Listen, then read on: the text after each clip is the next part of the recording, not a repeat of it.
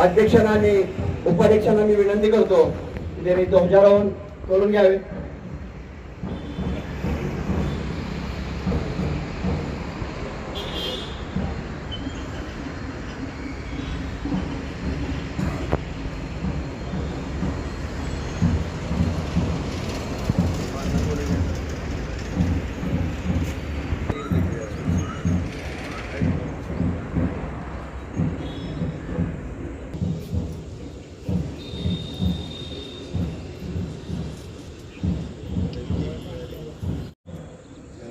गणनायक जय हे भारत भाग्य विधाता.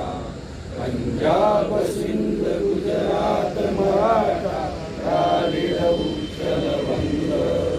विंध्य हिमाचल यमुना गंगा भूचर जलधि तरंग.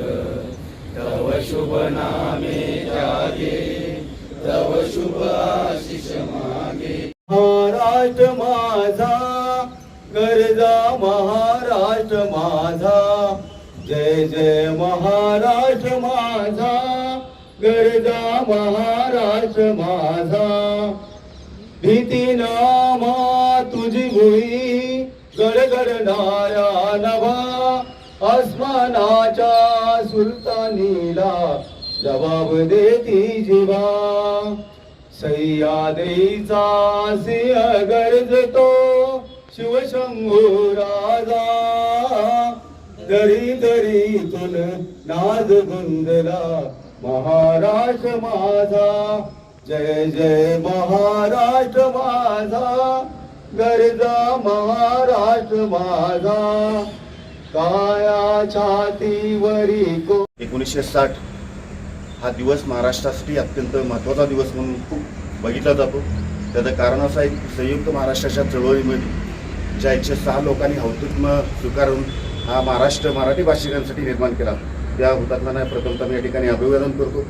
आज महाराष्ट्रामध्ये आपण जर बघतो की आपण सर्व मराठी भाषिक राहतो. ज्यावेळेस या देशाची निर्मिती झाली आणि आपल्या देशाची निर्मिती झाल्यानंतर बॉम्बे स्टेट म्हणून आपल्या भागाला गणलं जायचं. याच्यामध्ये गुजरातपासून कर्नाटकपर्यंत संपूर्ण परिसर अस्तित्वात होता. मात्र ज्यावेळेस संयुक्त महाराष्ट्राची चळवळ उभी राहिली आणि या चळवळीमध्ये 106 लोकांनी बलिदान करून आपल्या स्वतंत्र महाराष्ट्राची मराठा भाषिकांची निर्मिती करून घेतली. या महाराष्ट्राचं नेतृत्व यशवंतराव चव्हाण पहिले या राज्याचे मुख्यमंत्री होते. त्यांच्यापासून ते वेगवेगळ्या लोकांनी आज या महाराष्ट्राचं नेतृत्व केले. निश्चित रूपानं महाराष्ट्र आता जसं शेखरनी सांगितलं त्याच्या गायनामधून की दिल्लीचे तख्त राखतो महाराष्ट्र माझा. खरोखर दिल्लीचे तख्त महाराष्ट्र राखतोय. त्याचं कारण असं आहे क्रीडा, सांस्कृतिक, त्याचबरोबर वैज्ञानिक अशा वेगवेगळ्या रिसर्च सेंटर्स याच्यामधून महाराष्ट्राने आपली एक ओळख वेगळ्याशी करून दिलेली आहे संपूर्ण विश्वामध्ये. आज देशाची सर्वात मोठी आर्थिक राजधानी म्हणून मुंबईकडे बघितलं जातं. मुंबई हा महाराष्ट्राचा अविभाज्य भाग आहे आणि या अविभाज्य भागाचं आपल्याला खरोखर सर्वांना अभिमान वाटेल असं कार्य त्या ठिकाणी होत आहे. आज भारतीय जनता पार्टीच्या वतीनं माननीय देवाभाऊ हे महाराष्ट्राचं नेतृत्व करतात. या नेतृत्वाच्या माध्यमातून संपूर्ण महाराष्ट्रामध्ये वेगवेगळ्या क्षेत्रामध्ये शेती असेल, आरोग्य असेल, महिलांसाठी वेगळ्या स्वरूपाच्या योजना असतील, तरुणांसाठीच्या वेगवेगळ्या योजना असतील, त्याचं निश्चित रूपानं चांगल्या स्वरूपाचं कार्य आहे संपूर्ण महाराष्ट्रामध्ये चालू आहे. निश्चित रूपानं आपण जे म्हणतोय की GDP दर वाढतोय, GDP दर हा देशाचा जो वाढतोय त्याच्यामध्ये महाराष्ट्र हा अग्रगण्य आहे आणि महाराष्ट्र एक आर्थिक राजधानी म्हणून जे बघितलं जात आहे ते निश्चित रूपानं चांगल्या स्वरूपाचं आहे. एक पर्यटनाच्या दृष्टिकोनात सुद्धा आता महाराष्ट्र वेगळं रूप आपलं दर्शवतोय. त्याच्यामुळं भविष्य काळात महाराष्ट्राला एक वेगळं स्थान त्या जगामध्ये निर्माण होईल अशी परिस्थिती निर्माण झालेली आहे. त्याच्यामुळं आजच्या या महाराष्ट्र दिन आणि विशेष करून कामगार दिनी मी आपणा सर्वांना शुभेच्छा देतो आणि थांबतो. जय हिंद, जय महाराष्ट्र.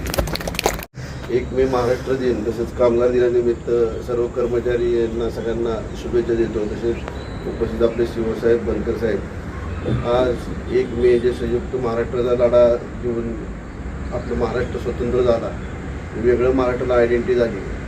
हे पहिली गोष्ट म्हणजे याच्यामुळं जो महाराष्ट्राचा कणा, फायनान्शियल कणा जो म्हणतो देशाचा, जो आपला महाराष्ट्र बनला.